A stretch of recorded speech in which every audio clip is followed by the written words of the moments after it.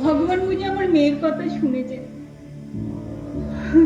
যেখানেই থাক ভালো থাক, সুখে থাক। আমার মেয়ের মতো যেন এমন দশা আর একটা মেয়ের না হয়।